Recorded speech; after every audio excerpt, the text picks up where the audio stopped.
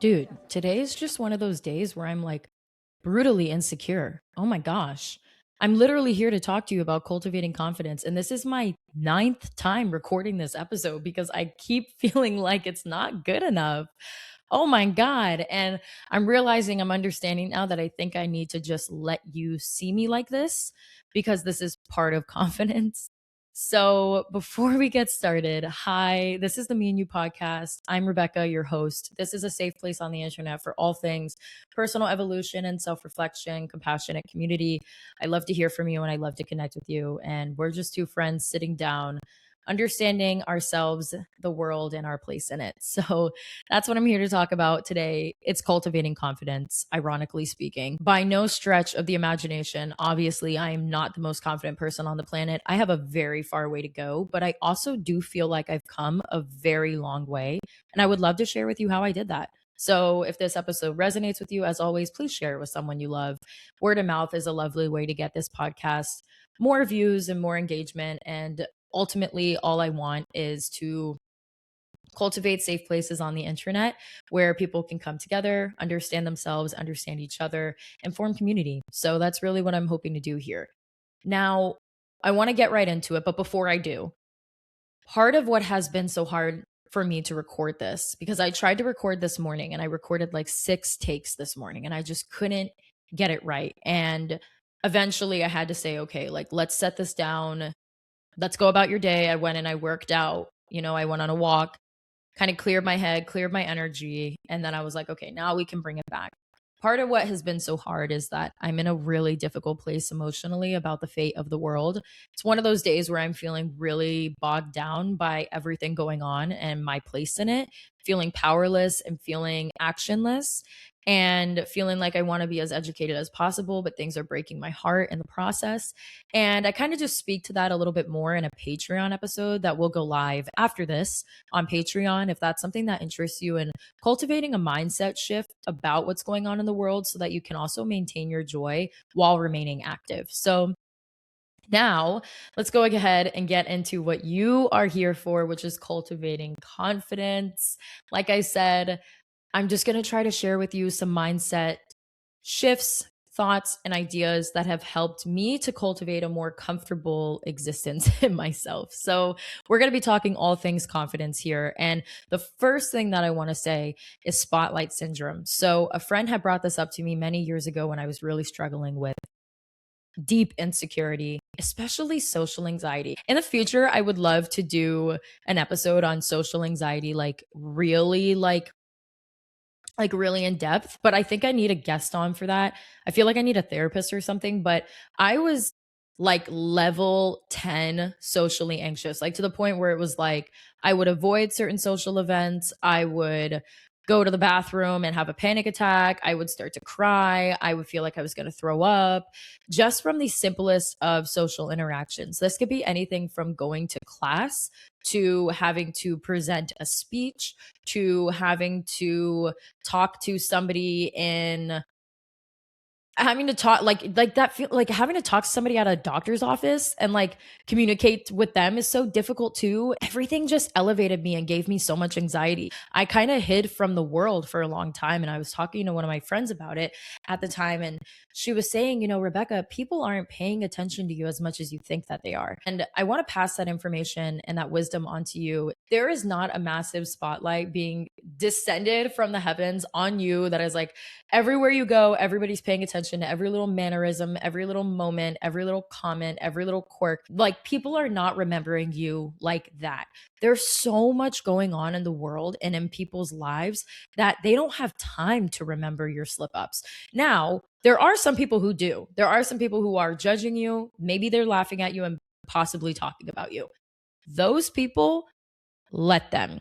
What someone says, does, or think about you has everything to do with them and actually nothing to do with you. So if somebody is really remembering you that deeply, let them have that. Let them be completely encumbered in their psyche with you, and you continue to move forward knowing that the majority of people are not remembering every little slip up and moment that you've ever had. And that was really freeing for me to understand, because I am someone that wants to be memorable. I do want to have meaningful interactions with people. So everything is so memorable and deep to me. The simplest of interactions are deep to me. So it felt like a personal slight and attack on my heart when something didn't go as planned in a social interaction.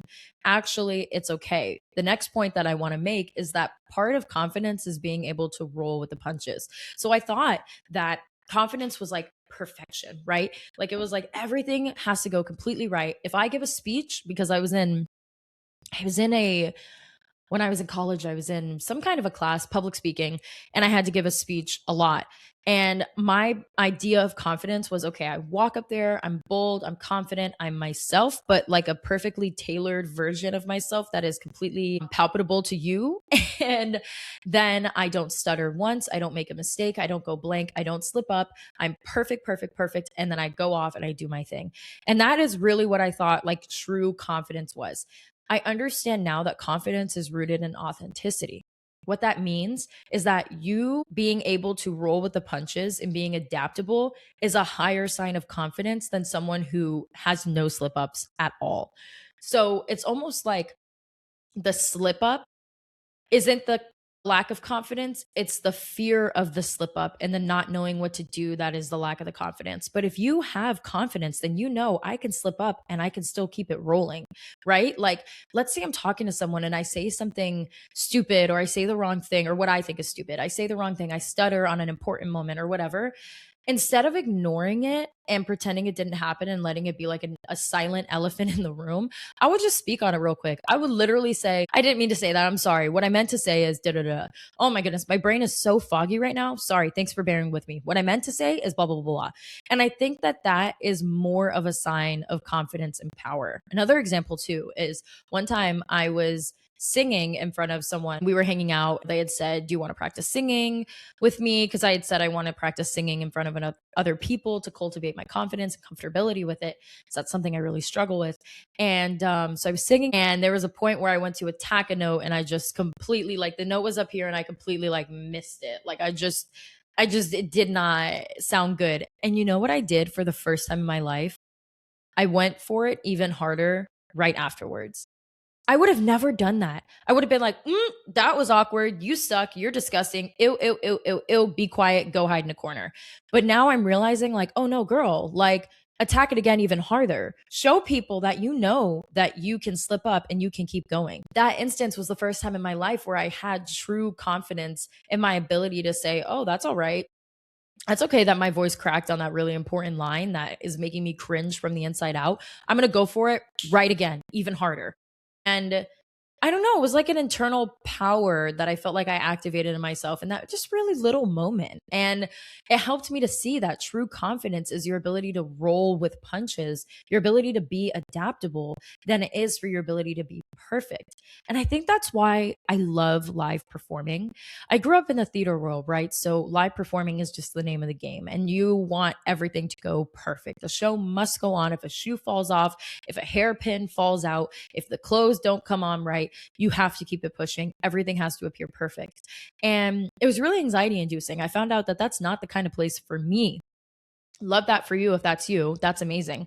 But I think that the sort of live performing that I enjoy is people who are able to be adaptable and fluid in front of other people. Cause I think that is vulnerable. It's vulnerable to be in front of others and say, I've got like 95% of the hold on this, but 5% of it is up to straight up chance and fate. And that 5%, I'm going to be able to roll with, dive with, and make it happen with. And I respect people like that. Like, I look up to them like, damn, you are confident. Like, that is some confident ass shit to just like trust in your ability to mess up and keep going anyway, is I guess what I'm trying to say here. Another thing that I really want to, touch on as far as confidence goes is that you add your own unique flavor and spark to the world. And it is important to remember that your face, your body, the way you sound, the way you move, the way you think, and the way you talk has its own beautiful radiant vibration to it that only you can bring forth.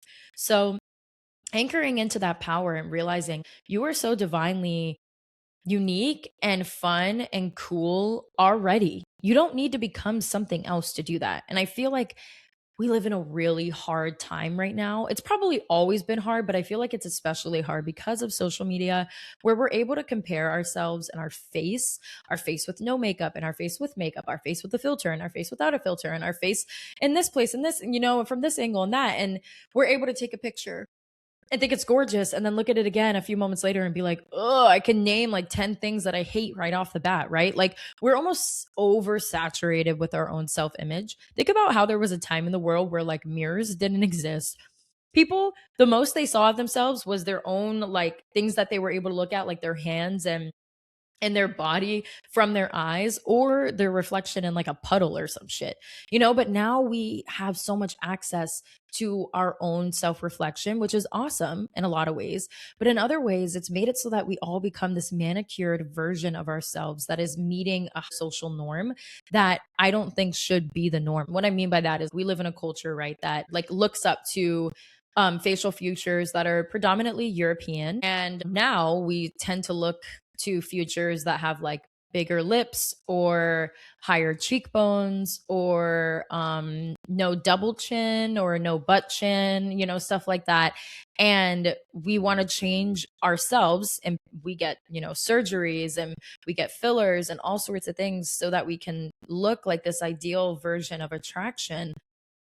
But I'm telling y'all, that is the vanishing horizon of enough. Like that will just keep feeling like something that you're just about to obtain. And as soon as you do, you're going to want the next thing. And I think that's a part of a larger conversation of, checking our social norms of like, what do we consider attractive just because we have been told that it is? We were told, especially when I was growing up, that fair skin was attractive. Dainty, feminine women were attractive. Muscular, dark skinned, curly haired women were not considered attractive when I was growing up. And I'm seeing the tide shift on that now. And even now, ironically, we see some white presenting people that do get work done to have bigger lips that Black women would have traditionally already had, that we made them feel ugly for in a different time. So it's like, guys, do we see how quickly these trends move? Like, we don't need to be a part of that. So what I'm saying here is that we all add our own unique flavor and kind of unique vibe to the mix. And I think the biggest thing, especially with body image, is body neutrality, right? That like people's bodies aren't up for debate whether they're good or bad. A body cannot be good or bad. A body just is. And we're here to feed it, to take care of it, to love it, so that we can utilize it for the things that we want mentally and emotionally and spiritually and physically, right? So that is the mindset shift that I've tried to take with me as I continue to grow. And I do also think that it's harder at different stages in your life. Like looking back to middle school, looking back to high school, the brutal insecurity that I dealt with was definitely because I had less things to worry about. Not to say that the inverse is true, that if I have more things to worry about, suddenly my self image is easy because I'm not thinking about it, because that's not the case at all. But like when you're an adult and you've got bills and you've got things that you need to get done and things that are depending on you, it's harder to sit in judgment of others because there's just not time for it. And if you're finding time for that, I want to encourage you to find something else with your time, But yeah, so I kind of wanted to emphasize this mindset shift that I think we can all cultivate in creating confidence within ourselves. And that confidence is no one's paying attention to you as much as you think they are. If they are, let them. And that is some weird shit, and they can have that, but that's not you. You're going to come back to your center and your core, and you're going to rock with yourself. That confidence is being adaptable, right? It's being able to roll with the punches. It's being able to be set back and get right back up. It's not completely meeting no obstacles and meeting no opposition and just having like a perfect run start to finish. That is just not how things work. And finally, that you add your own unique, beautiful flavor to this world. And we need that. We need you to look and believe and feel exactly as you are meant to. And I can at least attest, I know I'm not the only one. I don't want you to change. I think you're perfect. I think you're awesome just the way you are. And I think that, to kind of end it on this note, that like I'd seen something online, maybe you guys saw this too a long time ago, that like your facial features are the imprint of your family history. And why would you want to erase that? Like, that is so beautifully who you were. Now, hold on, stop, freeze. I am always pro choice. So, whatever you want to do with your body, if you want to get work done, more power to you. I have nothing to say about that. And I love you for it, right? Like, we're not like the point here is if you stop judging other people so much, then you'll stop judging yourself and vice versa. Like, what I see in others is the lens I'm looking through. But if I stop judging others so much, I realize that that's a judgment I was holding towards myself, and I can let that go as well. So we're not here to judge. We're not here to say, oh, yes, the most natural girls are the most beautiful. Like, no, not at all. We're all gorgeous and have our own unique flavor and spark, no matter how we choose to go about that in our lives. So, yeah, kind of from a mental and a physical standpoint, you are so perfectly you, and all the decisions you choose to make or lack thereof are also perfectly you. And I want to empower you in that. And I also want to let you know, especially if you're the anxious girly that feels like everyone's constantly paying attention to every little thing you do, they're not, and they won't remember you as much as you think that they are. And of course, there are times where you have memorable moments, where you leave an impact on others. But I promise you, it's not the time that you stuttered when you were speaking and you said the wrong thing and you feel like you were embarrassing and da da da da. I promise people are not thinking about you that much. And like I said, if they are, God damn it, let them. That is some weird shit and they can have that. That's not you. Alrighty. Thank you for being with me. Finally being able to record this episode. Y'all, it was really tough out here. And I feel like I finally just had to let myself be like, okay, girl, you're going to be imperfect. You just need to get up there, you need to do your thing and keep it moving. So that's exactly what I wanted to do. I hope you have the most gorgeous week. I hope you are so kind to yourself. And I hope that if you see someone else and they're doing something or they look a certain way and you're about to verbalize a judgment on them, just stop and recollect yourself and realize that that same judgment you're giving to others is the judgment that you are putting against yourself. So release that, release them, release yourself. Have a very good day. Be kind, be loving, and be true to you. Bye.